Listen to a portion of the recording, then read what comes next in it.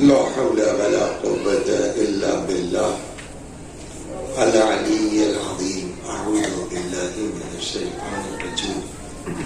بسم الله الرحمن الرحيم. الحمد لله رب العالمين بارئ الخلائق أجمعين باعث الأنبياء والمرسلين، والصلاة والسلام والتحية والإكرام على البشير النذير السراج المنير سيدنا ونبينا وشفيعنا إن شاء الله أبي القاسم محمد.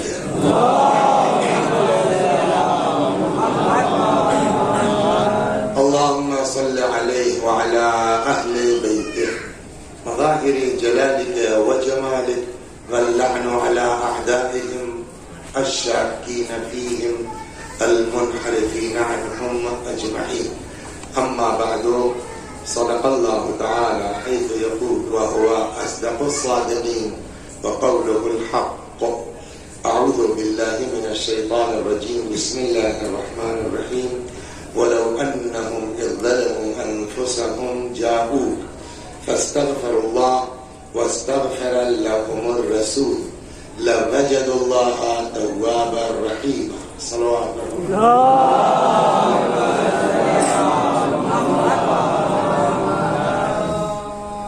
نام تو لکھا ہی ہوا ہے، دیکھ لیجئے، میں پڑھ دیتا ہوں. مرحوم محمد شریف صاحب نے الحاج دلدار حسین صاحب ایک بار سورہ حمد اور سورہ توحید کی تلاوت فرما کے ایصال ثواب فرمائیے.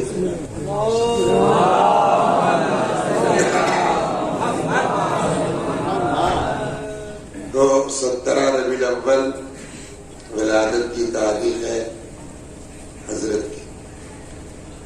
12 ربیع الاول اور جو ہمارے مسلمان بھائی ہیں ان کے اعتبار سے آج ولادت اور وفات دونوں کی تاریخ ہے رسول اللہ کی. آپ کے یہاں بھی 2 ربیع الاول بھی بعض کتابوں میں اکا دکا کہیں ملے ہیں، 9 ربیع الاول بھی ہے، 6 بھی تو، لیکن شہرت جو ہے وہ 7 ربیع الاول کو 17 ربیع الاول کو شہرت ہے. اس بیچ پرسوں ایک تاریخ گزری 10 ربیع الاول کی. 10 ربیع الاول کو شادی کی تاریخ ہے رسول اللہ کی جناب خدیجہ سے. تو کل ملا کر کے یہ ربیع الاول جو ہے وہ رسول اللہ کے ہی سے منسوب ہے. سمجھے آپ 2 ربیع الاول مان لیں، 6 ربیع الاول مان لیں، 9 ربیع الاول مان لیں، 12 مان لیں، 17 مان لیں، 10 کو شادی مان لیں، کل ملا کے یہ ربیع الاول رسول اللہ کا مہینہ ہے. اور ظاہر سی بات ہے کہ انہی کے صدقے میں دنیا ہے. خدا فرماتا ہے حدیث قدسی میں لولا ارے اللہ اتنے تو سب علماء یہاں ہیں تو آپ وہاں کیوں؟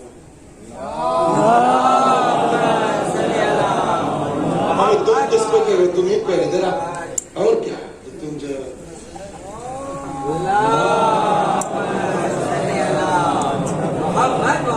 یہ بھی اختلاف ہے موسیقی میں کہ مظہر نام ہے کہ موسیقی نام ہے. یہ بھی اختلاف ہے، جیسے اشفاق و اشفاق میں رہتا ہے. صلوات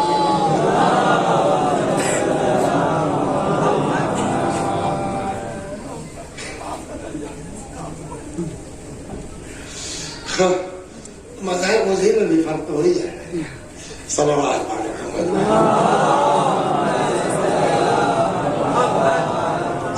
جس کے صدقے میں کائنات خلق ہوئی. فرمایا حضرت حق، حضرت الوہیت اقدس الہی، ذات اقدس الہی نے کہ لولا کا، حدیث قدسی میں لولا کا لما خلقت الافلاق، آپ نہ ہوتے میں کائنات کو پیدا نہ کرتا. تو ساری دنیا کا وجود پیغمبر کے صدقے، یعنی اگر رسول اللہ نہ ہوتے، علی نہ ہوتے، فاطمہ نہ ہوتے، حسن و حسین نہ ہوتے، تو مرکزی ذات اور شیعت کا متفق علیہ عقیدہ یہ ہے کہ رسول اللہ سے بڑا کائنات میں، اگر ہمارا یہ عقیدہ ہوا مثلا معاذ اللہ کہ امام حسین سید الشہداء ہیں رسول اللہ سے افضل، تو ہم کچھ ہو سکتے، شیعہ نہیں ہو سکتے. اگر ہمارا عقیدہ یہ ہے کہ معاذ اللہ امیر المؤمنین کے جنہوں نے فرمایا انا عبد من عبید محمد، اگر کسی کا یہ نظریہ ہے کہ مولا کائنات افضل ہے رسول اللہ سے، تو وہ کچھ ہو سکتا ہے شیعہ نہیں ہو اس کو آپ نصیری کہہ دیجیے، کچھ کہہ دیجیے، مگر شیعہ نہیں ہو سکتا. ایک بات. دوسری بات یہ کہ مظلوم ذات بہت ہے. پیغمبر کی ذات مبارک جتنی مظلوم ہے. آج کل دیکھیے دنیا میں ہنگامہ چل رہا ہے فرانس کا، اور پتہ نہیں رہا آپ نے سنا نہیں سنا، آیا ہے میرے پاس اس کی تقریر میکرا کی، جو اس نے پارلیمنٹ میں تقریر کی ہے، اس کا جو ہے وہ عربی ترجمہ کر کے بھیا میں کیا کروں. یہ کہا اس نے میں کیا کروں، فلاں نے یہ کہا، فلاں نے یہ کہا، فلاں نے کہا، ان کو تو ہذیان ہو گیا. اس نے باقاعدہ حوالے کے ساتھ پڑھا. تو اب آپ یہ سوچئے کہ ہم دوسرے کو کیا، دوسرا کہتا ہے اس کو جو ہم نے بھڑکا تو اس نے کہا تمہارے یہاں خود یہ سب ہے. تو اب اس سے زیادہ مظلومیت اور کیا ہو سکتی ہے. لہذا اگر ہم مسلمان ہیں، انسان مجلس چلے نہ چلے، نعرہ لگے نہ لگے،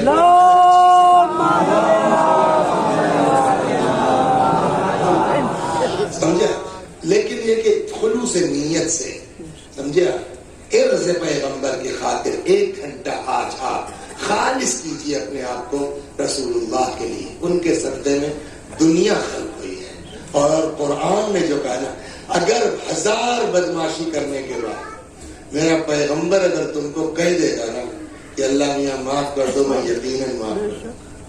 آپ کو میں نے جو آیت پڑھی ہے قرآن کی، جی یہاں آؤ،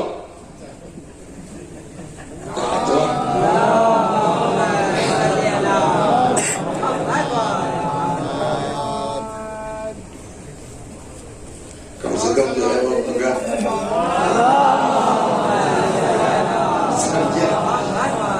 اگر یہ ادھر ادھر گھوم رہے ہیں، کہیں کورونا ہو گیا تو مرثیہ پڑھیں گے، کہیں تو مرحوم آگے بلاتے تھے.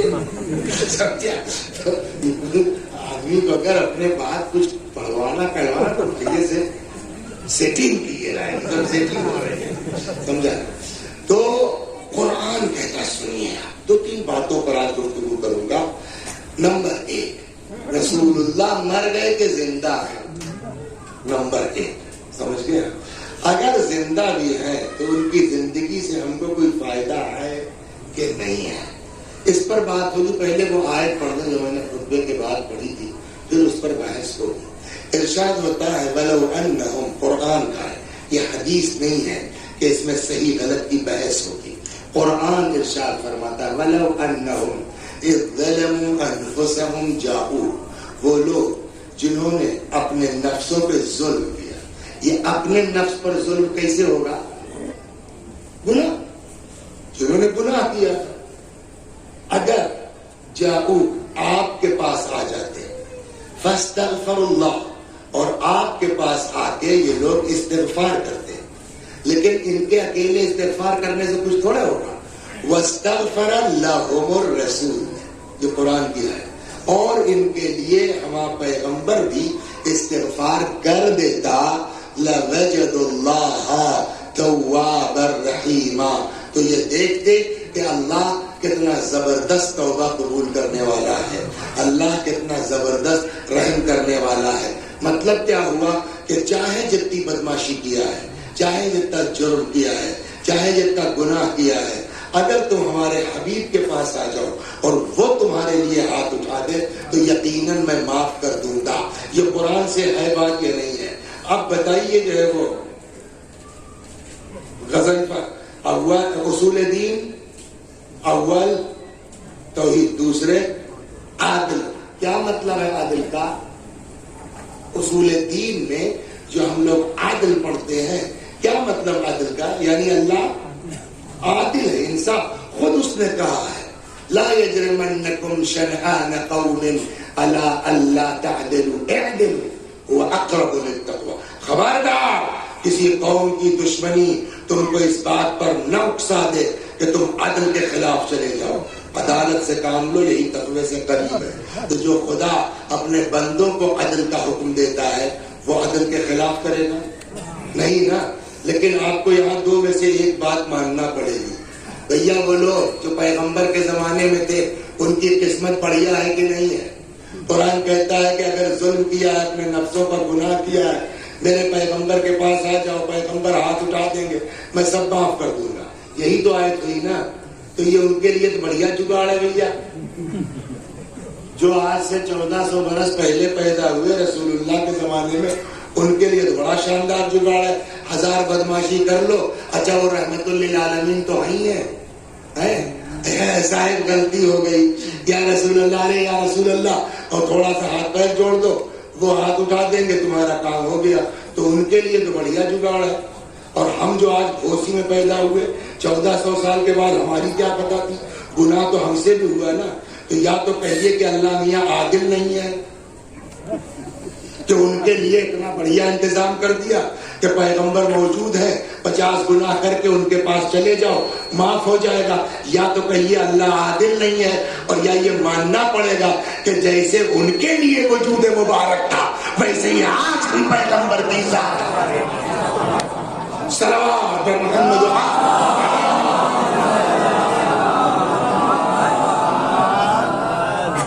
ایک بات کہنے لگے صاحب اگر کیسے تم مار گئے, ہم نے کہا مرنے کا کیا مطلب ہوتا؟ اب سنیے, آپ پہلے مرنے پہ آ جائیں پھر ادھر سے چلتے ہیں. یا ایک بات سنیے, پھر مرنے بعد میں کریں. رسول اللہ مر گئے. ایک سوال میں نے کیا تھا آپ سے کہ کیا پیغمبر سے بڑا کوئی کائنات میں ہے؟ نہیں نا. اور آپ کہتے ہیں کہ رسول اللہ مر گئے.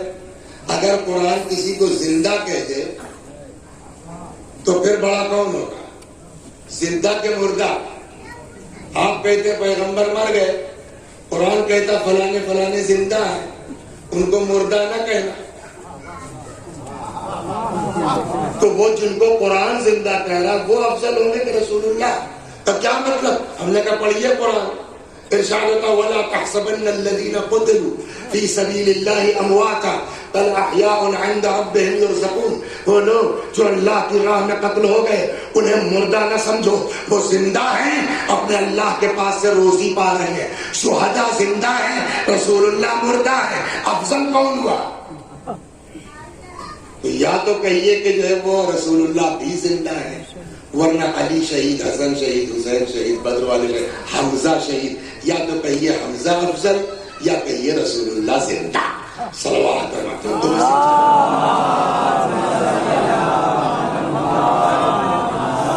کہنے لگے صاحب مگر اس دنیا میں تو ہے نہیں. میں نے کہا اب یہی آپ پڑھتے ہیں نماز سب لوگ, بسم اللہ الرحمن الرحیم, ذرا ترجمہ کیجئے تو الحمدللہ رب العالمین. کیا ترجمہ ہوا بیٹا؟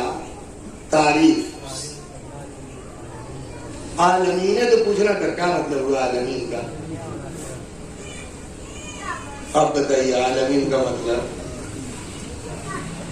عالم مانے عالم مانے دنیا, اور عالمین مانے تو کل کائنات ایک تو عالم ہوا. تو عالمین کا ماننا پڑے گا کہ ایک عالم نہیں ہے. میں یہ کہہ رہا کل کائنات کیسے ہو جاتا؟ عالم کل کائنات ہوگی. عالم ماں عالم کی جو تعریف باب ہادی عشر میں جو عالم کی تعریف کی گئی, ماں سے اللہ عالم ہے, یعنی کل کائنات کیا ہے؟ عالم ہے. اور یہ ہے عالمی, اس کا مطلب یہ کہ اس عالم کے علاوہ بھی عالم ہے. صلوات ماننا پڑے گا اس عالم کے علاوہ. اب سنیے, بہت سے عالم ہیں. اس سے پہلے بھی عالم تھا, اس کے بعد بھی عالم ہوں گے. اس کے پہلے والا عالم کیا کہلاتا؟ عالم ذر یا عالم ارواح. آپ لوگ ہم لوگ تھے عالم ارواح میں کہ نہیں تھے؟ تھے نا. کچھ یاد ہے عالم ارواح کا ہم کو؟ آپ کو صلوات کچھ یاد ہے؟ بحار الانوار 14ویں 15ویں جلد میں امام جعفر صادق علیہ السلام ان اللہ بعث محمدا وهو روح الى الانبیاء وهم ارواح قبل خلق الخلق بألفی عام. یہ بہار کا چھٹے امام سے روایت کہ اللہ نے خلق ہونے کی بات نہیں ہے. وہ جو ہے نا کنت نبیا وآدم بین الروح والجسد, مشہور مائے وقتی ہے. میں نے جتنا پڑھا مجھ کو سب روح والجسد ملا, بہت محبت. كنت نبيا وآدم بين الروح والجسد, جعلت نبيا وآدم بين الروح والجسد, وجبت لي النبوة وآدم بين الروح والجسد. یہ روایت ہے کہ میں اس وقت کب سے نبی ہے؟ جب امام نے فرمایا کب سے. ان اللہ بعث محمدا, اللہ نے بھیجا پیغمبر کو نبی بنا کے. کب؟ جبکہ وہ روح تھے, یعنی اس دنیا کی بات نہیں ہے. کس کی طرف؟ بغیر امت کا تو نبی نہیں ہوگا نا, کیا ہوگا؟ تو امت چاہیے نا. وہاں امت کیا ہے؟ الی الانبیاء وہم ارواح, نبیوں کی طرف. وہ بھی کب؟ قبل خلق الخلق بألف عام, اس دنیا کے خلقت سے 2000 سال پہلے. ہو گئی بات نا. تو ایک عالم ہوا کون سا؟ عالم ارواح یا عالم ذر. یہ ہوا. اب یہ دوسرا عالم آیا عالم ملک. اس کے بعد پھر عالم ہوگا عالم ملکوت. آگے بڑھیے عالم برہوت. تو سب کو جانے دی, سارے عالم پہ بحث نہیں. اس کے بعد قیامت تک ایک عالم آئے گا جو قیامت سے پہلے اور موت کے. یہ کیا کہلاتا ہے؟ عالم ملکوت یا عالم برزخ. مرنے کا مطلب کیا ہوتا ہے کہ اس عالم سے ہم شفٹ ہو گئے, کہاں چلے گئے؟ دوسرے عالم میں. ہمارے میں اور رسول اللہ میں فرق یہ ہے کہ پچھلے عالم میں ہم بھی تھے, رسول اللہ بھی تھے, لیکن ہم کو کچھ پتا تھا اس دنیا کا, اور اس دنیا میں آگے کچھ یاد ہے اس دنیا کا. وہ مگر رسول اللہ اس دنیا میں بھی نبی تھے, ہے نا, اور اس دنیا سے بھی ان کا تعلق تھا. اب ہم بھی اس دنیا سے چلے گئے, رسول اللہ بھی. فرق کیا ہے کہ ہم اس دنیا میں جب چلے گئے تو اب ہم اس دنیا میں کچھ نہیں کر سکتے, مگر ان کے انتقال کا مطلب یہ ہے کہ جیسے اس دنیا میں رہتے پوری کائنات پر نظر رحمت تھی, ویسے ہی عالم برزخ سے ان کی پوری نظر رحمت اس کائنات پر ہے. ابھی ثابت کرتا ہوں, صلوات کا لہذا موت کا ورنہ قرآن کہتا ہے انکا میت و انہم میتون, لیکن یہاں موت کا مطلب فنا نہیں ہے. ہم مر کے ختم ہو گئے, روح بچ, لیکن ان کا اس دنیا سے پورا تعلق. اب میں حدیث سناتا ہوں آپ کو, صلوات محمد. یہیں سے شروع کیجیے. روایت کہتے ہیں جب رسول اللہ صلی اللہ علیہ وآلہ وسلم کا انتقال ہو گیا, کبھی کبھی جو ہے وہ قربت اور ہمدردی کا اظہار بھی, اس میں بھی سیاست ہوتی ہے اپنی پلاننگ کے تحت. ہوتا ہے نہیں ہوتا ایسا؟ رسول اللہ کے بعد بھی ہوا. ہمیں یار پیغمبر کا دفن کرنا چاہیے, کیسے کرنا چاہیے, کیا کرنا چاہیے. امام خمینی رحمۃ اللہ علیہ کا انتقال ہوا, نماز کس نے پڑھائی؟ گلبہلالی صاحب. خوئی صاحب کا انتقال ہوا, نماز کس نے پڑھائی؟ سیستانی صاحب نے. کیا مطلب اس کا ہوتا ہے؟ اس کا مطلب کہ ان کی نماز انہوں نے پڑھائی تو ان کے بعد یہ ہے, یہ چلا آ رہا ہے. وہاں بھی لوگ جگاڑ میں لگ گئے. صلوات سناتا ہے تو کہنے لگے یار جو ہے وہ تو رسول اللہ کے لیے پورا مدینہ دکھے گا, بڑا مجمع جو ہونا, جگہ ویسے ہونا چاہیے. تو کہا تو لوگوں نے اچھا اب حضرت علی سے بات کرنے کی ہمت ہے نہیں کسی. اچھا وہ ہے بھی نہیں, وہ تو اندر اپنے اس میں مصروف ہے بیچارے. عباس کو سمجھایا, اور دیکھو رسول اللہ ایسی شخصیت ہے, اس میں بڑا مجمع ہونا چاہیے, تو بڑی جگہ ہونا چاہیے. تو ایسا کرو یار بقیع میں نماز جنازہ رسول اللہ کی ہو جائے, علی کا نام نہیں ہے سیاست میں, اور کوئی آدمی کھڑا کے نماز پڑھا دے گا. تو پہلی پلاننگ تو یہ فیل ہو گئے, ورنہ اس کی موت ایسا انہوں نے نماز جنازہ پڑھائی ہے کیا نشی صلوات ہے نا. آپ سنیے کافی جلدیں. اکیلا عباس و امیر المؤمنین, پیغمبر کی وفات کے بعد حضرت عباس چچا رسول اللہ کے آئے, فرمایا یا علی ان الناس قد اجتمعوا. جملہ یہ قد اجتمعوا, خدا فیصلہ کر لیا بھائی لوگوں نے, سب اس بات پر متفق اجتماع کر لیا ہے امت نے کہ ان یدفنوا رسول اللہ فی بقیع المصلی, کہ پیغمبروں کا دفن کیا جائے بقیع میں. وَأَن يَؤُمَّهُمْ رَجُلٌ مِّنْهُمْ، اور ایک آدمی کھڑا ہو کے کوئی نماز پڑھا دے گا. سگے داماد، سگے چچیرے بھائی، ایک آدمی کا کیا مطلب ہوا؟ صلوات علیہ. وَأَن يَؤُمَّهُمْ رَجُلٌ مِّنْهُمْ، اور ایک کوئی آدمی نماز پڑھا دے گا. مولا کہاں کے حجرے میں. فخرج امیر المؤمنین الی الناس. اصل ہم کو اس دفن اور نماز کے واقعے اس بحث میں جملے سے پہلے سے. فخرج امیر المؤمنین، مولا اس حجرے سے نکلے. فقال ایھا الناس ان رسول اللہ امام حیا و میتا. اے لوگو، مطلب اس میں کتاب میں نہیں لکھا، لیکن مطلب یہ ہے کون ہے جو رسول اللہ کی نماز کی امامت کرانے کے چکر میں ہے. ان رسول اللہ اماما حیا و میتا، پیغمبر جیسے زندہ میں امام تھے ویسے ہی مرنے کے بعد بھی امام. شیخ ہونا کا چکا. صلوات محمد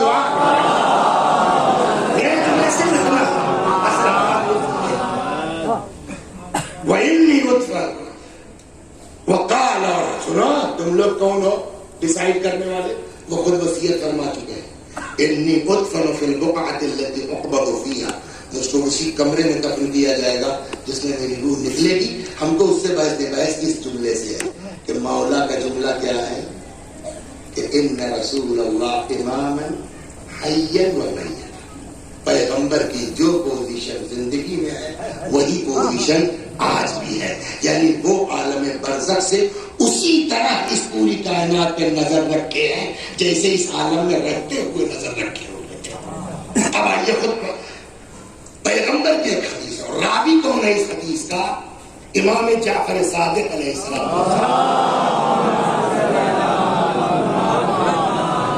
خود رسول اللہ نے ایک دن تقریر میں فرمایا حیاتی خیر لکم ومماتی خیر لکم. میری زندگی بھی تمہارے لیے خیر ہے اور میری موت بھی تمہارے لیے خیر ہے. فاما حیاتی، زندگی کیوں خیر ہے؟ فإن اللہ ہداکم بی من الضلال، اس لیے کہ میرے ذریعے سے اللہ نے تم لوگوں کو گمراہی سے ہدایت تک پہنچایا، نجات دلائی. وَأَنْقَذَكُمْ مِنْ شَفَا حُفْرَةٍ مِنَ النَّارِ، میرے ذریعے سے اللہ نے تم لوگوں کو جہنم سے بچایا. تو میری زندگی خیر وجہ یہ، میں نہ ہوتا تو ہدایت نہ ملتی. وَأَمَّا مَمَاتِ، فرمایا تھا نا میری موت بھی خیر ہے حیات، تو موت کیوں خیر ہے؟ فرماتے وَأَمَّا مَمَاتِ، میری موت کیوں خیر ہے؟ فإن اعمالکم تعرض علی، جملہ یہاں اس لیے کہ تمہارے اعمال میرے سامنے پیش ہوتے ہیں. فما كان من حسن ازددت لکم، اگر اعمال اچھے ہیں تمہارے اس اعمال میں اضافے کی دعا کرتا ہوں. وما كان من قبیح استغفرت لکم، اور اگر اعمال تمہارے خراب ہیں تو میں تمہارے لیے استغفار کرتا ہوں.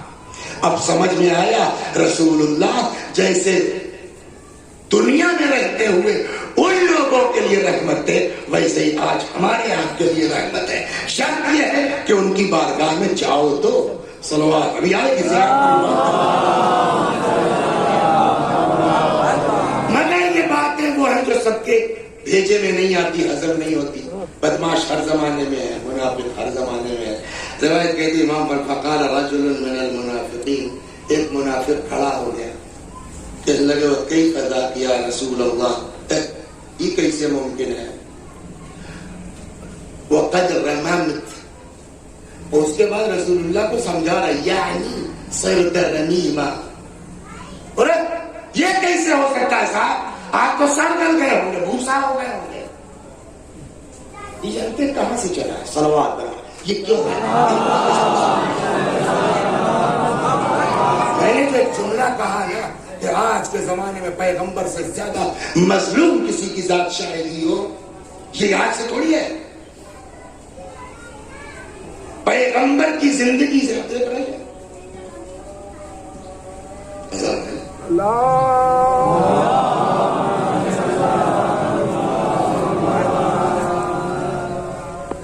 فرمایا میری حیات تمہارے لیے خیر، میری موت تمہارے لیے خیر.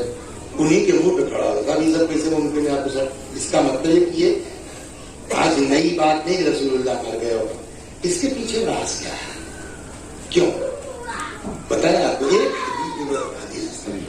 ایک قصہ میں آپ کو سناتا ہوں، اور یہ آپ کی شیعہ کتاب میں نہیں ہے. شرح نہج البلاغہ ابن ابی الحدید معتزلی، سمجھا؟ اس کی شاید 15ویں جلد ہے، پیج 224.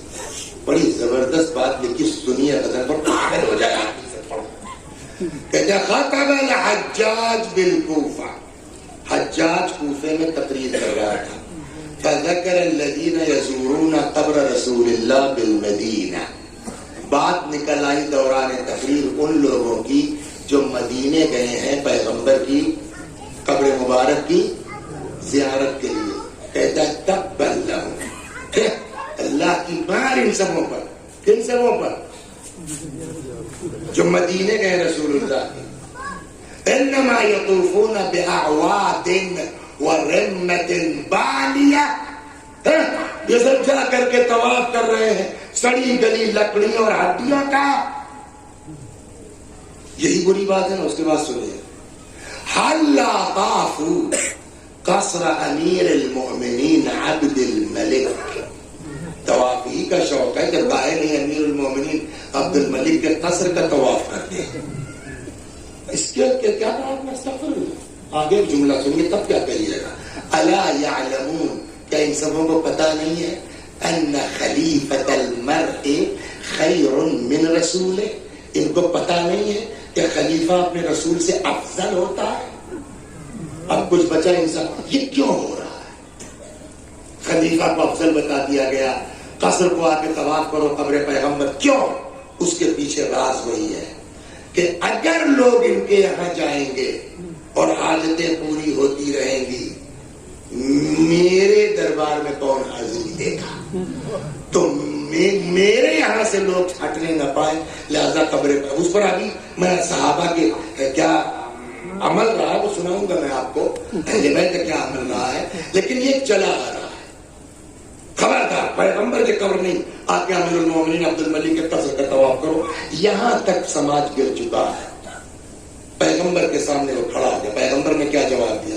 کہتا کیسے ممکن ہے صاحب، آپ تو سڑ گل گئے ہوں گے. حضرت نے فرمایا کلا ہرگز. اس کے بعد جملہ سناؤں آپ کو. فرماتے ہیں ان اللہ حرم لحومنا. یہ علماء تشریف فرمائے، نہیں فرمایا حرم لحمی، میرے گوشت کو. کیا فرمایا؟ حرم لحومنا. ان اللہ حرم لحومنا. خبردار، اللہ نے ہم لوگوں کے گوشتوں کو زمین کے لیے حرام قرار دیا ہے. یعنی نہ ہمارا بدن خراب ہوگا، نہ علی کا، نہ حسن کا، نہ حسین کا، نہ بقیہ اہل بیت کا. صلوات بر محمد.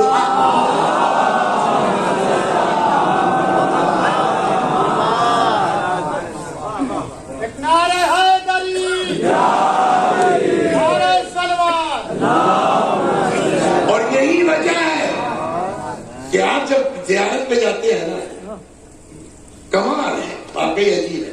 زیارت پہ جاتے ہیں تو جیسے ہی مثلا نجف پہنچ گئے، کربلا پہنچ گئے، ماشاء دندناتے گھس سکتے ہیں آپ روزے میں. کیا کرنا ہوگا؟ کھڑے ہوئیے. اس نے کبھی غور کیا اس دن میں پڑھتے کیا ہے؟ پالنے والے میں امام حسین کے یہاں آیا ہوں، نہ کہیں نہیں ملے گا. پالنے والے میں امام رضا کے یہاں آیا ہوں، اجازت دے دے. یہ بتائیے آپ کا لڑکا لکھنؤ میں گھر بنا لے، ایک تو بمبئی بنا لے، ایک تو کلکتہ بنا لے، آپ کیا کہیے گا؟ میرا ایک گھر بمبئی میں ہے، میرا ایک گھر لکھنؤ میں ہے، میرا ایک گھر کلکتہ. یہی نہ کہیے گا کہ یہ کہیے گا نہیں میرا نہیں لڑکے کا ہے. تو باپ کا مال ہے نا. وہی حال یہاں جتنی قبروں پہ آپ جائیے گا، اس میں دخول جو پڑھوایا جاتا ہے وہ یہ نہیں کہا جاتا کہ امام حسین کا. پالنے والے تیرے نبی کے گھروں میں سے گھر میں آیا. دنیا میں سنا صلوات پر محمد.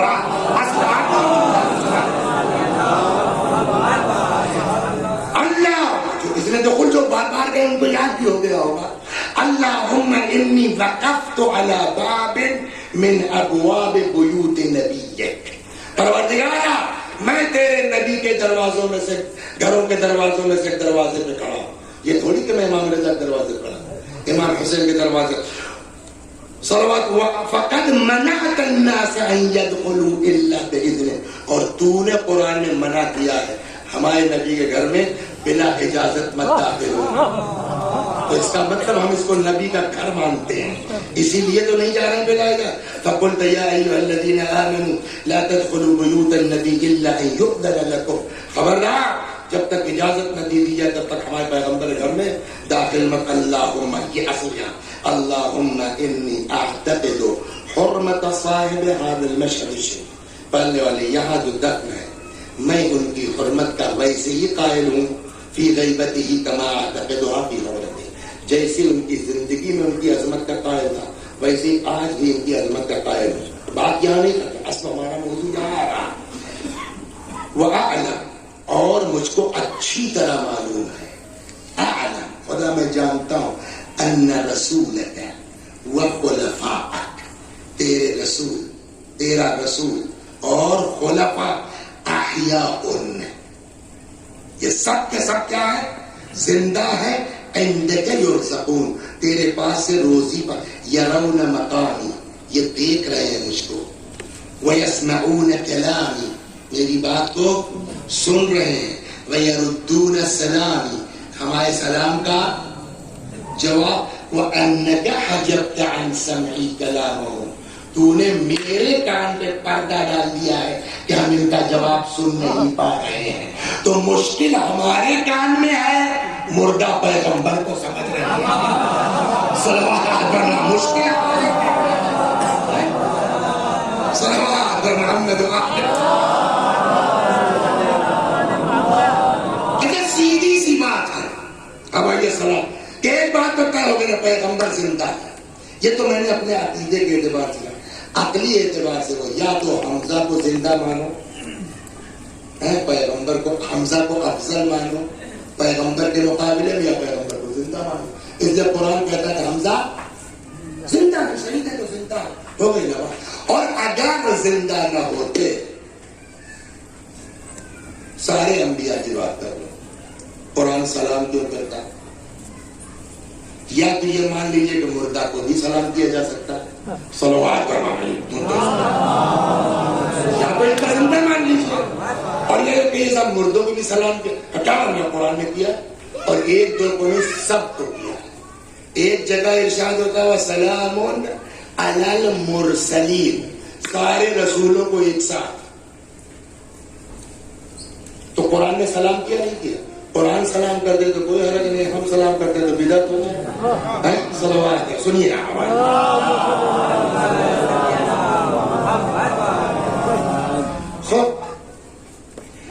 سلام علی المرسلین، ایک جنرل سلام کیا قرآن نے سارے رسولوں کو سلام ہو.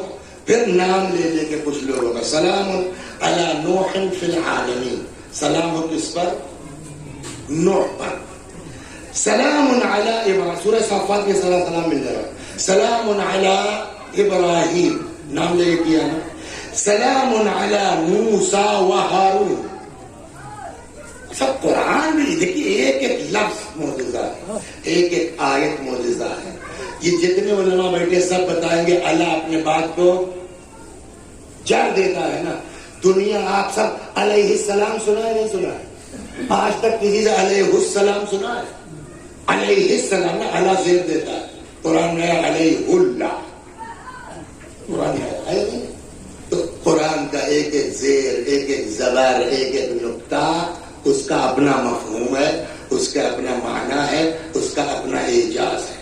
آپ غور کیجئے، ایک بار تو جنرل سلام کر دیا آپ نے، ٹھیک ہے صاحب کوئی بات نہیں، سلام علی المرسلین. پھر آپ نے الگ الگ سلام کیا، سلام علی نوح فی العالمین، اچھی بات ہے.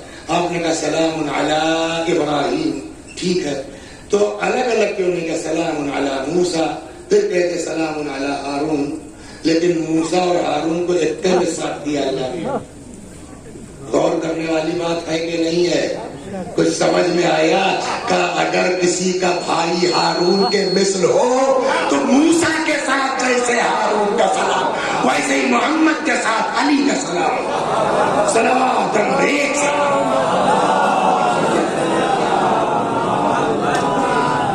وہ چھوڑیے، آپ کو آیت یاد ہے آپ کو، ان اللہ بولیے وملائکتہ یصلون علی النبی یا ایھا الذین آمنوا صلوا علیہ۔ قرآن کو یہ ختم کر دینا چاہیے تھا کہ اللہ اور ملائکہ پیغمبر پر درود بھیجتے ہیں، یا ایھا الذین آمنوا صلوا علیہ، اور ایمان والو تم بھی ان پر صلوات پڑھا کرو۔ یہ اگلا فقرہ کیا ہے؟ وسلموا تسلیما۔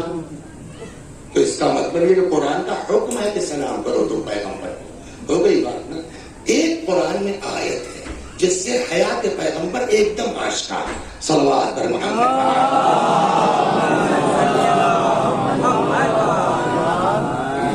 چنانچہ کہتے ہیں کہ ایک آیت ہے قرآن میں، ارشاد ہوتا ہے لا ترفعوا اصواتکم فوق صوت النبی۔ خبردار، ہمارے پیغمبر سے اونچی آواز میں بات مت کرو، ان کے پاس بلند آواز میں گفتگو نہ۔ امام حسن علیہ السلام شہید ہو گئے، حضرت کے جو ہے وہ جنازے کو لے کے آئے، ٹھیک، یہ دفن کرنا چاہتے ہیں کہاں؟ پیغمبر کے پاس۔ ادھر مروان وغیرہ اور لوگ آگے نہیں دفن کرنے دیں گے، شور ہوگا کہ نہیں ہوگا؟ نہیں دفن کر دیں گے۔ ادھر ہاشمی لوگ کیسے نہیں دفن، ہنگامہ ہوگا کہ نہیں ہوگا؟ روایت کہتی ہے کہ جیسے ہی دونوں طرف سے آواز بلند ہوئی، ویسے ہی امام حسین نے یہ آیت پڑھ دی، یا ایھا الذین آمنوا لا ترفعوا اصواتکم فوق صوت النبی۔ اے خبردار، پیغمبر کے پاس اونچی آواز میں مت بولو۔ تو جہاں اپنے لوگ خاموش ہوئے وہاں سامنے والے بھی چپ ہو گئے۔ اس کا مطلب اس وقت تک سب کو یہ اعتبار تھا پیغمبر جیسے کل زندہ تھے ویسے یاد زندہ۔ یہ تو ہو گیا نا آپ کا۔ یہاں تک میں نے عرض کیا شیعوں کی بات۔ اب آئیے دوسرے کیا کہتے ہیں، صلوات محمد۔ ایک سنتا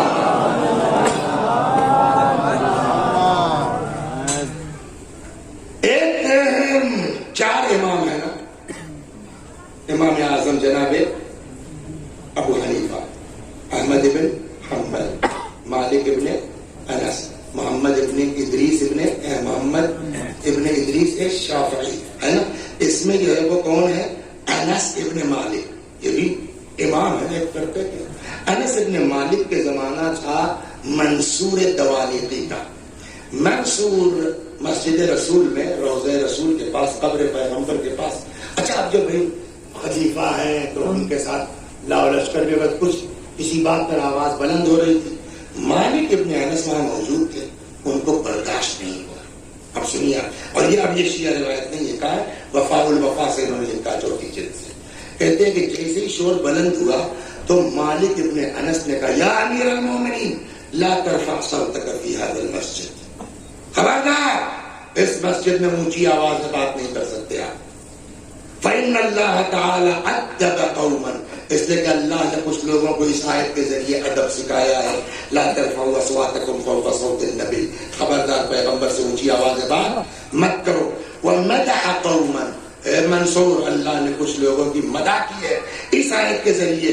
ان الذین یغضون اصواتهم عند رسول اللہ، وہ لوگ جو پیغمبر کے پاس آ کے اپنی آواز کو نیچی رکھتے ہیں۔ یہ کون کہہ رہا؟ مرنے کے بعد، قبر کے پاس آہستہ بولیے پیغمبر کے پاس۔ وذم قوما، اور قرآن نے مذمت کی ہے ان لوگوں کی یہ کہہ کر کے کہ ان الذین ینادونک من وراء الحجرات، وہ لوگ جو آپ کو حجروں کے پیچھے سے پکارتے ہیں یا رسول اللہ، مذمت کی ہے۔ وَإِنَّ، وہی جملہ جو مولا کا، مولا کیا تھا کہ پیغمبر حیّن بھی امام ہے، میتن بھی امام، سیم ذرا سا لفظ بدل کر کے اب امام مالک کا جملہ ان حرمتہ میتن کا حرمتہ حیّن، پیغمبر کی حرمت جیسے زندگی میں تھی ویسے ہی آج مرنے کے بعد بھی۔ یہاں تک کبھی کبھی آدمی اتنا بڑا حاکم خلیفہ، اس کو گھرے مجلے میں ٹوک دیا جائے، بور ہوگا کہ نہیں ہوگا؟ تو جب آدمی بور ہوتا ہے تو کیا کرتا ہے؟ بات پلٹتا ہے، کوئی ادھر ادھر کا سوال کر لے گا، تو اس سوال کا مطلب سوال تھوڑا ہوتا ہے، وہ جو بوریت ہوئی اس کو مٹانا۔ کتاب میں نہیں لکھا، میں سمجھا رہی ہوں کہ منصورہ بور ہوا اور اس نے یہ سوال کیا تاکہ بوریت مٹ جائے۔ کیا صلوات پر محمد فاستكان لها ابو جعفر، منصور بول ہوا فقال یا ابا عبداللہ، مالک ابن انس کی کنیت ابو عبداللہ تھی، استقبل القبلہ وادعو، یہ بوریت نے ہمارا کام کر دیا، بوریت بٹانے کے لیے سوال کر لیا. بس سنیے یار، نوٹ کرنا چاہیے، نوٹ کیجیے، کل کو سنائیے کہ یہ امام مالک کا جملہ ہے. منصور التوانیقی نے سوال کیا، کیا ان یا ابا عبداللہ استقبل القبلہ وادعو، قبلے کی طرف رخ کر کے دعا کروں، ام استقبل رسول اللہ، یا رسول اللہ. مثلا آدمی یہ کھڑا ہے، یہ قبر پیغمبر ہے، یہ قبلہ ہے، یعنی یہ کعبہ ہے، یہ پیغمبر، یہ قبر، بیچ میں آپ ہیں، ایسے دعا کی جائے گی، ایسے دعا کی جائے. منصور نے سوال کیا استقبل القبلہ وادعو، قبلے کی طرف رخ کروں اور دعا کروں، ام استقبل رسول اللہ، یا پیغمبر کی طرف رخ کر کے دعا کروں. اب سنیے امام مالک کا جواب، کہا لم تصرف وجهك عنه وهو وسيلتك ووسيلة آدم إلى يوم القيامة. خبردار، لم تصرف وجهك، پیغمبر کی قبر مبارک کی طرف سے چہرہ مت پھیرنا، اس لیے کہ وہ تیرا بھی وسیلہ ہے اور تیرے باپ آدم کا وسیلہ ہے. بل استقبل واستشفق بہ، بلکہ پیغمبر کی طرف رخ کرو اور ان سے طلب شفاعت کرو. فیشفعک اللہ تعالی، اللہ ان کی شفاعت کو تمہارے بارے میں قبول کرے گا. وہی آیت پڑھ دی جو میں نے خود میرے بات پڑھی تھی. کیا تم نے نہیں دیکھا قرآن میں اللہ فرماتا ہے وَلَوْ أَنَّهُمْ إِذْ ظَلَمُوا أَنفُسَهُمْ جَاءُوا فَاسْتَغْفَرُوا اللَّهَ، وہ لوگ جنہوں نے گناہ کی وجہ سے اپنے نفسوں پہ ظلم کیا ہے، اگر آپ کے پاس آ جاتے اور آپ کے پاس آ کے استغفار کرتے، ہمارا پیغمبر بھی ان کے لیے ہاتھ اٹھا دیتا، تو یہ دیکھتے اللہ کتنا زبردست توبہ قبول کرنے والا. تو یہ بات طے ہو گئی کہ جیسے پیغمبر اس زمانے میں لوگوں کے لیے رحمت تھے، ویسے ہی آپ کے لیے بھی رحمت ہے. شرط کیا ہے؟ ان کے پاس جاؤ تو صلوات پر محمد.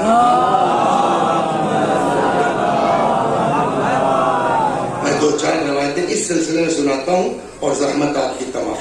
ان کے پاس جاؤ تو، یہ بات سمجھو عمر، خود رسول اللہ کا جملہ ہے، فرماتے من زار قبری بعد موتی، جس نے میرے مرنے کے بعد میری قبر کی زیارت کی، کان کمن ہاجر الی فی حیاتی، جسٹ لائک گویا وہ زندگی میں جیسے مجھ سے ملنے آیا ہو. یعنی آج بھی اگر تم مدینے جاتے ہو رسول اللہ کی قبر مبارک کی زیارت کو، تو گویا ان کی حیات میں ملنے جا رہے ہو.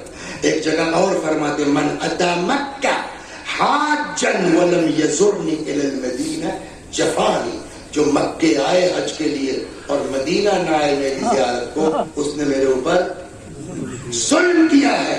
ایک جگہ مولا فرماتے ہیں، ہم لوگ تو اپنے کو شیعہ کہتے ہیں نا، مولائی کہتے ہیں نا، تو مولائی کون ہے؟ جو مولا کی مانے وہی تو مولائی. مولا کیا فرماتے ہیں؟ اقبلوا برسول اللہ اذا خرجتم الی بیت اللہ الحرام، جب تم کعبے کے لیے نکلو تو اپنے سفر اور اپنے حج کو مکمل کرو رسول اللہ کی زیارت کے ذریعے سے. فإن ترکہ جفا، مولا فرماتے ہیں پیغمبر کی زیارت کو ترک کرنا جفا ہے. وبذالک امرتم، اور تم کو اس کا حکم دیا گیا ہے. صلوات پر محمد. ایک جگہ پانچویں امام فرماتے ہیں کہ ابدؤوا بمکہ واختموا بنا، اسٹارٹ کرو مکے سے، ختم کرو ہم پر. تمام الحج لقاء الامام، حج کی تکمیل کیا ہے؟ امام کی ملاقات. تو پیغمبر تو اس سے بڑھ کر گیا ہے صلوات پر. یہاں تک آگے بس آخری بات، ایک اور صلوات پر محمد. بس قریب گھنٹے میں دو تین چیز. اب شیعوں کا نظریہ یہ ہے پیغمبر زندہ ہے، ٹھیک. مولا نے فرمایا کہ پیغمبر زندہ بھی امام ہے، مرنے کے بعد بھی امام. امام مالک نے فرمایا ان حرمتہ میتا کحرمتہ حیا، جیسے زندگی میں ویسے ہی مرنے کے بعد. تو اب شیعہ سنی میں کوئی اختلاف پیغمبر کی حیات طیبہ کے بارے میں نہیں ہے. اب آئیے بزرگوں کا عمل صحابہ کا عمل 5-7 منٹ صلوات محمد اقبل مروان یومن، ایک دن مروان آ گیا روضہ رسول میں قبر پیغمبر، فوجد رجلا واضعا وجهه على القبر، تو اس نے دیکھا کہ کوئی آدمی پیغمبر کے قبر پر اپنا چہرہ رکھ کے پڑا ہوا، تو چونکہ چہرہ قبر پر ہے یہ بیٹا پہچان نہیں پائے، سمجھے کوئی ہلکا پھلکا آدمی ہوگا، سمجھے مقصد وہی کہ یہاں کیوں آتے ہو ہماری طرف جو حاضری دو، تو ان کے فقال اتدری ما تصنع، پتہ ہے کیا کر رہے ہو؟ اس بیچارے کو ڈانٹا، ان کو پتہ نہیں کتنا بڑا آدمی یہ سب کام کر رہا ہے، فاقبل علیہ، تو اس آدمی نے جو سر اٹھایا ان کی طرف دیکھا، پتا کون تھا؟ فَإِذَا هُوَ ابو ایوب، پتا چلا ہے کوئی ہلکا پھلکا نہیں جناب ابو ایوب انصاری۔ اب دیکھیے کتاب میں ویڈیو نہیں بنی ہوتی، سمجھے آپ؟ ایک صاحب ناراض ہوئے، اگلے کہنے لگے یہ کمبا اگر مولوی نہ ہوتا تو نیتا ہو جاتا۔ ہم نے کہا بھائی غلط فرمایا آپ نے، میں نیتا نہ ہوتا، میں بمبئی جاتا، میں بالی ووڈ میں جاتا، میں فلم میں کام کرتا، اس لیے کہ مجھ کو پتا ہے آج کہ میرا دماغ کس ٹائپ کا، کوئی قصہ پڑھتا ہوں میں کتاب بند کر کے فوراً ویڈیو بنانے لگتا ہوں، اور اس سے یہ ہوتا ہے تب لہجہ طے ہو جاتا ہے کس لہجے میں۔ آپ اسی سوچیے کہ وہ قبر پہ سر رکھے ہوئے ہیں، گڑگڑا رہے، تب تک یہ مروانوا آیا، تجری ما تصنع، پتا ہے کیا کر رہے ہو؟ ایسے کہا اب جو سر اٹھایا فَإِذَا هُوَ ابو ایوب، اب ابو ایوب کا لہجہ کیا ہونا چاہیے؟ کتاب میں لکھا ہے نام، نام کہنے سے کام چلے گا؟ تدری ما تصنع، کیا کر رہا ہو؟ پتا ہے؟ سر اٹھایا ان کا نام، جی پتا ہے کیا کر رہا ہوں؟ جئت رسول اللہ ولمعات حجر، پیغمبر کے پاس آیا ہوں، بت کی پرستش کرنے نہیں آیا۔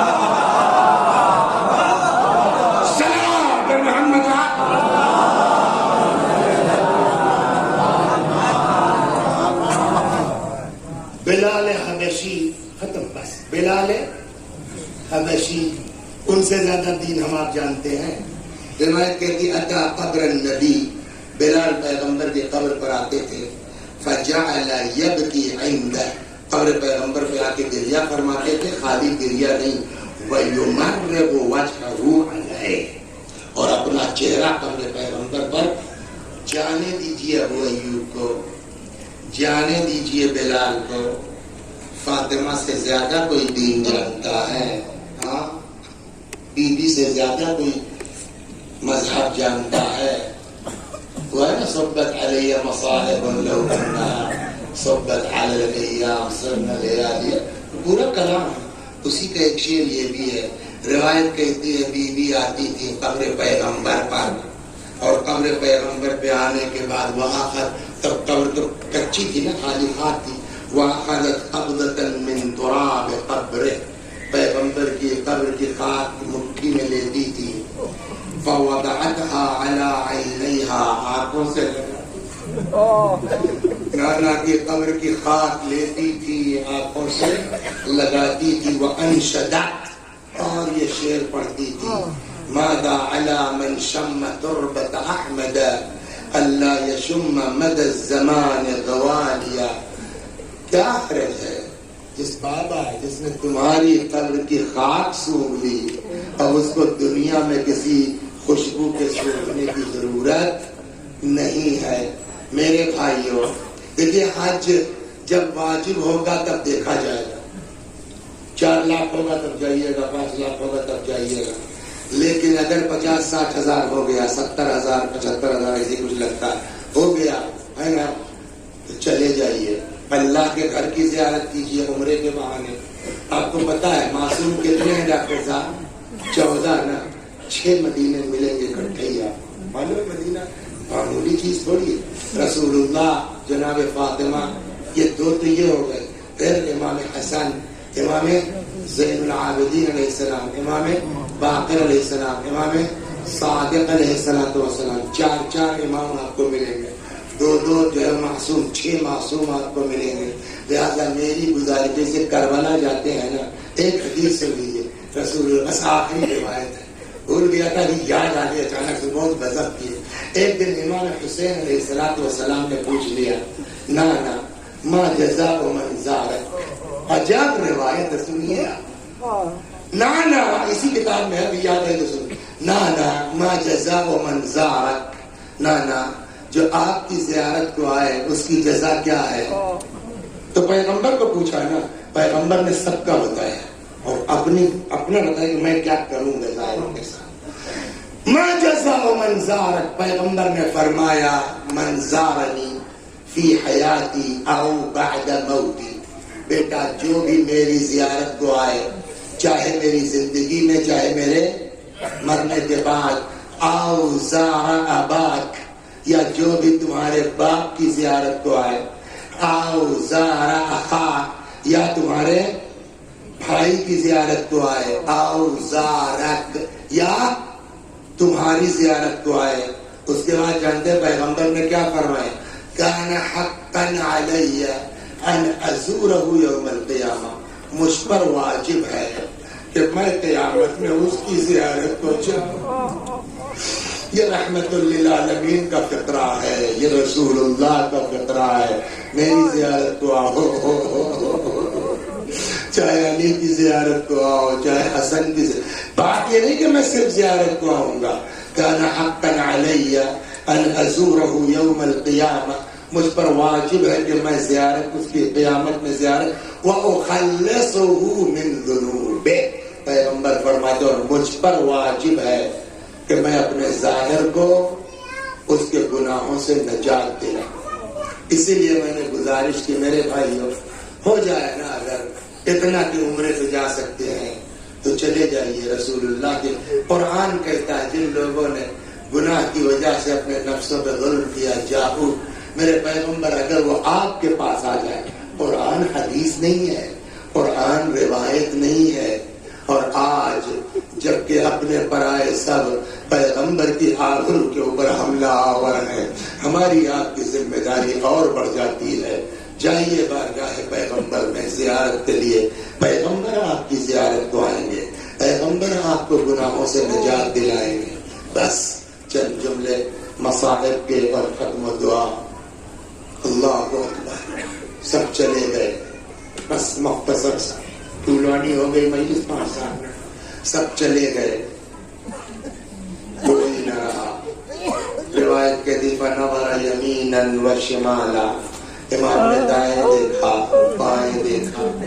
اسی طرف تو اشارہ ہے میر انیس کا، نہ آسرا تھا کوئی شاہ کربلائی کو، فقط بہن نے کیا تھا سوار بھائی کو. آئے دیکھیں امام کی رخصت بڑی عجیب ہے، اور جن لوگوں کو اندازہ ہے نا کہ رخصت امام کیا ہے، مرحوم آیت اللہ العظمی مرحشی النجفی رضوان اللہ علیہ مرنے کے بعد 3 مرتبہ مجلس کی وصیت کی ہے اپنے مرنے کے بعد، اور تینوں مجلسوں میں ایک مسائل جانتے ہیں، سناؤں آپ کو.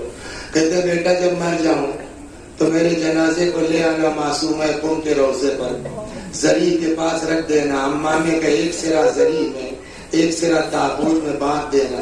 کسی سے کہہ دینا تھوڑی دیر مصائب پڑھ دے، مگر کوئی اور مصائب نہیں، بس وہی جب حسین زینب سے رخصت ہو رہے. سنیے اے بیٹا، اس کے بعد میرے جنازے کو میرے امام باڑے میں لانا، جس کو میں نے فلاں مرد مومن کی مدد سے بنوایا، اس ممبر کو معمولی وقت سے بچیے، میرے امام باڑے میں لا کے تابوت رکھ دینا، امامی کا ایک سرا ممبر میں دوسرا سرا تابوت میں باندھ دینا. کسی سے کہہ دینا کچھ دیر مصائب پڑھ دے، مگر کوئی اور مصائب نہیں، بس وہی جب حسین زینب سے رخصت ہو رہے. اے بیٹا قبر کے پاس لانا، نئی جگہ ہوگی، فوراً دفن مت کر دینا، لوگوں سے کہہ دینا بیٹھ جائے، کسی سے کہہ دینا 2 جملے کھڑے ہو کے مصائب پڑھ دے، مگر کوئی اور مصائب نہیں، بس وہی جب حسین زینب سے رخصت. سوال ہوگا کہ نہیں ہوگا کہ آخر کیا ہے اتنے سارے مصائب کربلا، ایک ہی مصائب کو بار بار پڑھنے کی تاکید کیوں ہو رہی ہے؟ اگر آپ غور کریں، کم سے کم تعداد جب کربلا کے میدان میں یزیدیوں کی لکھی جاتی 25,000، 30-35 ہے نا، یہ 35,000 بھی کم نہیں ہے. ذرا آنکھ بند کیجئے اور سوچئے 35,000 کا لشکر اپنے پورے لشکر کے ساز و سامان کے ساتھ خیمہ دیا ہے، گھوڑا ہے نا، کتنے بڑے علاقے میں پھیلا ہوگا. اور ادھر امام حسین کے ساتھ 200 کے اندر پورا قافلہ ہے. جدھر نظر جائے گی ہر طرف دشمن ہی دشمن تو دکھائی دیں گے. میں نہیں کہتا کہ عباس کی شہادت معمولی ہے، میں نہیں کہتا کہ اکبر کا غم ہلکا ہے، میں نہیں کہتا کہ اصحاب کی شہادت معمولی ہے. اکبر چلے گئے، عباس چلے گئے، صدمہ ہے، اصحاب ایک ایک کر کے چلے گئے، لیکن پھر بھی بیویوں کو اتنی ٹھارس تو ہے نا کہ ابھی بھیا ہے، اتنا اطمینان تو ہے نا کہ ابھی امام ہے. لیکن آپ ذرا سوچئے جس وقت آ کے در خیمہ پر امام نے کہا ہوگا زینب خدا حافظ، اے رقیہ رباب خدا حافظ، جدھر نظر جائے گی ہر طرف دشمن ہی دشمن کو نظر آئے گا. ایک بھیا کا سہارا تھا سو وہ بھی جا رہے ہیں. چنانچہ روایت کہتی آگے بڑھی، دونوں باہیں امام کے گلے میں ڈال کے لپٹ گئے. میں نہ جانے دوں گی. اکیلی زینب بیمار کو دیکھے، یتیم کو دیکھے، بیواؤں کو دیکھے، بہت کم جگہ کربلا میں آپ کو نہیں ملے گا جلدی کہ کہیں امام نے علم امامت کا استعمال کیا ہو یا اختیار امامت نہیں ملے گا آپ کو. لیکن لگتا ہے، میں بھی گارنٹی سے نہیں کہہ سکتا. روایت کا جملہ یہ ہے کہ جب امام کو اندازہ ہو گیا کہ زینب سے اجازت آسان نہیں ہے، فَأَشَارَ عَلَيْهِ السَّلَامُ إِلَىٰ قَلْبِ أُخْتِهِ، بھائی نے بہن کے دل کی طرف اشارہ کیا. اب نہیں معلوم اس اشارے میں کیا خصوصیت تھی. جدا ہوئی، اچھا بھیا جاؤ خدا حافظ. بہت سے مناظر ہیں، بس آخری بات و ختم و دعا. ذوالجناح پہ سوار ہوئے، ابھی چند قدم چلے تھے کہ کہتے ہیں پیچھے سے آواز آئی، مہلن مہلا یا ابن الزہرا، مہلن مہلا یا ابن الزہرا، اے زہرا کے لال دھیرے دھیرے، اے زہرا کے فرزند آہستہ آہستہ. مڑ کے دیکھا زینب آ رہی، اتر گئے. بہن تم تو رخصت کر چکی تھی، اب کیوں چلی آ رہی؟ اماں نے فرمایا تھا جب میرا لال جانے لگے میرے لال کے گلے کو چوم لے گا. اے بھیا بندے قبر کھولو، پڑھنا آسان ہے، سننا آسان ہے. کوئی زینب کے دل سے پوچھے جس گلے کو چومنے جا رہی ہو ابھی اسی گلے پہ گند خنجر پھرایا جائے. کیسے ہوا نہیں معلوم، بہرحال گئے. بس 2-3 جملے. اس سال میں اس مسائل کو زیادہ پڑھ رہا ہوں. کیوں؟ اس لیے کہ مجلسیں تو ہوئی، اللہ کا شکر ہے مجلسیں ہوئی اور ہر سال سے اچھے مجمع میں ہوئی، لیکن جلوس نہیں نکل پایا ہے. یا اکثر جگہوں پہ ہوا 10 محرم کو ذوالجناح نکلا کرتا تھا، وہ نہیں ہو پایا. تو اس کمی کو میں یوں پورا کرتا ہوں. جنرلی اس سال زیادہ میں نے پڑھا یہ مسائل. آئے میدان میں لڑتے لڑتے ایک وقت وہ آیا کہ جب امام گھوڑے سے گر پڑے. ذوالجناح کو احساس ہوا کہ میرا سوار گر پڑا. شروع کا اتنا میں نے نہیں پڑھا. احمد حسن صاحب قبلہ اعلی اللہ مقامہ نے فرمایا کہ جب ذوالجناح کو اندازہ ہوا کہ میرا سوار گر پڑا، جانتے ہیں کتنا وفادار و سمجھدار ہے، بس قدر کیا ہے. روایت کہتی ہے اپنی لجام دانتوں میں دباتا تھا، لا کے امام کے ہاتھ پہ رکھتا. سمجھ گئے؟ جانور ہے، اپنے دل کی بات نہیں کہہ پائے گا، لیکن ہم آپ تو سمجھ سکتے ہیں نا. شاید جانور کے ذہن میں یہ خیال رہا ہو کہ اگر ایک بار یہ لجام پکڑ کے سوار ہو جاتے میں دوڑ کے ان کو زینب تک پہنچا دے. کہنے میں اس ملعون ابن سعد نے کہا، اب یہاں سے تو روایات مشہور ہے، میں نے بھی دیکھا. فرماتے ہیں کہ ابن سعد ملعون نے کہا پکڑ لو اس گھوڑے کو، فإنه من جواد رسول اللہ، یہ پیغمبر کا گھوڑا ہے، پکڑ لو. گھیر لیا یزیدیوں نے. پہلے میں نے پڑھا تھا 40، اس سال کسی کتاب میں نظر پڑی 17. 17 भी कम नहीं है। घेर लिया, पकड़ना चाहा, जानवर ने हाथ पैर चलाना शुरू किया, किसी में काबू में नहीं आ रहा। 17 या 40 यजीदियों को जुल्जना ने अपने हाथ पैर से मार डाला। और जब किसी के काबू में नहीं आ रहा था तो आजिज आके इब्ने साद ने कहा जाने दो, देखें क्या करता है। अब रिवायत कहती फलम्मा अमिनल जवाद, जैसे ही घोड़े को अमन का एहसास हुआ, मतलब अब कोई मेरे पीछे नहीं है। अच्छा, इसमें दौड़ता दौड़ाता पता नहीं कितनी दूर निकल गया, जहां गया था। जैसे ही एहसास हुआ कि अब कोई पीछे नहीं है, फिर वहां से भाग के इमाम के पास, समझे आप, फिर भाग के इमाम के पास आ गया। लेकिन अब की लजाम नहीं रख रहा है, मालूम है, लजाम नहीं रख रहा है। अब रिवायतें कहती आया, अपनी पेशानी को या जुल्फों को, काकुल को इमाम के खून से रंगीन किया, दौड़ता हुआ दर खैमा पे आया और आन के खैमे पे हिनहिनाने लगा। हम लोग समझते हैं कि जानवर है, हिनहिना रहा, इसलिए कि हम लोगों को जानवरों की जबान नहीं आती। इमाम जानवरों की जबान भी जानते हैं। 5वें इमाम ने बताया कि वो कुछ कह रहा है, हिनहिना थोड़ी जाता से। 5वें इमाम का जुमला फरमाते हैं, जुल्जना अपनी जबान में कह रहा था अव्वलीमा अव्वलीमा मिन उम्मतिन क़तलत इब्न बिन्त नबीहा। अरे कितने जालिम है ये लोग, कितने जालिम है ये लोग जिन्होंने अपने नबी की बेटी के बेटे को मार डाला। अब मैं कुछ पढ़ूंगा नहीं, 2 बातें हैं बस, आप तवज्जो कर लीजिए। आपने देखा है जब आपकी बस्ती में, गांव में आशूर के दिन जुल्जना निकलता है और ये जुल्जना मर्दों के बाद औरतों में जाता है। कभी देखा आपने कि औरतें कितनी तेज चिल्लाती हैं जुल्जना को देख के, कैसा रोती हैं, सिर्फ इसी तसव्वुर में ना कि मेरे मौला की खाली सवारी है इसलिए, जबकि इनमें कोई ज़ैनब नहीं है। अब मैं पढ़ूंगा नहीं, आप सोचिए जुल्जना की आवाज जब खैमे के अंदर पहुंची होगी तो बीवियों का आलम क्या हुआ होगा। रिवायत कहते घबरा के निकल आई, किसी ने घोड़े की गर्दन में बाहें डाल दी, कोई घोड़े के पैरों से लिपट गई, बहन हो रहा। कहते इतने में 4 बरस की बच्ची आती है, गौर से जुल्जना को देखती, कहती ए मेरे बाबा के घोड़े, इतना बता दे हल सुकिया भी हमको ने